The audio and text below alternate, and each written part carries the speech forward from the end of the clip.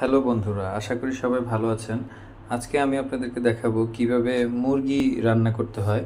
মুরগির মাংস রান্না করার প্রসেসিং হচ্ছে, প্রথমে আপনারা মুরগি বাজার থেকে কেটে নিয়ে আসবেন বা আপনারা নিজেকে কাটলেন। তারপর হচ্ছে এই মুরগিগুলো হলুদ মরিচ মাখায়া, বিভিন্ন মশলা মাখায় এটা আপনারা গরম তেলে ভাজলেন।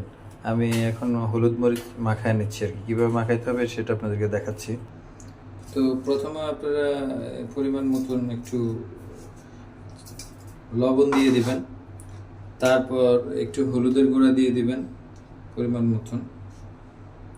হলুদের গুঁড়ো উপরে ছিটানোর পরে একটু মরিচের গুঁড়া দিবেন, বা সাথে মুরগির মশলা বাজার থেকে যদি কিনে নিয়ে আসেন ওগুলো আপনারা দিয়ে দিলেন। দিয়ে একটু এই যে এইভাবে একটু নাড়াইলেন।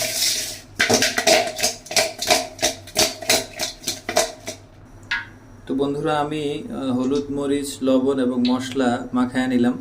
এখন একটু তেল দিয়ে দিচ্ছি।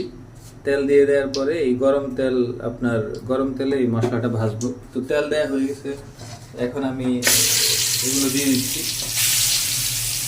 এভাবে দিলে আপনারা আগে ভেজে নেবেন, ভেজে নেওয়ার পরে তারপর হচ্ছে রান্নার প্রসেসিং কীভাবে করতে হবে সেটা আমি দেখাই দিব। আগে ভাজা। তো বন্ধুরা, আমি সব গরম তেলে ছেড়ে দিলাম, কিছুক্ষণ এভাবে থাকবে, পরে আবার উল্টায় দিব। তো উল্টায় নেওয়ার পরে হচ্ছে যখন এই মুরগিটা লাল লালভাবে ভাজা হয়ে যাবে, তখন আমি তরকারি কীভাবে রান্না করতে হবে সেটা আপনাদেরকে দেখিয়ে দিব। তো বন্ধুরা, আপনারা এবার উল্টানোর সময় হয়ে গেছে, আপনারা আপনাদের মতন করে উল্টায় নেবেন, সুন্দর করে গোছায় উল্টায় নেবেন। আমি দেখাচ্ছি কীভাবে উল্টায় নিতে হয়। এভাবে মুরগির মাংসগুলো উল্টানোর পরে একটা লাল লাল আকার ধারণ করবে। দেখছেন যে আস্তে আস্তে ভাজা হয়ে যাচ্ছে।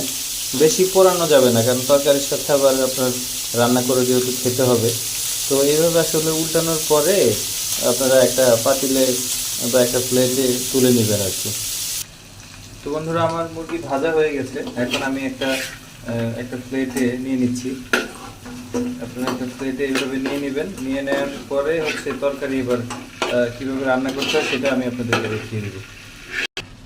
এই যে এটা ভাজা হয়ে গেছে, আমি এখন একটা প্লেটে রেখে দিলাম। এখন কিভাবে রান্না করতে হবে সেই প্রসেসিংটা দেখাচ্ছি।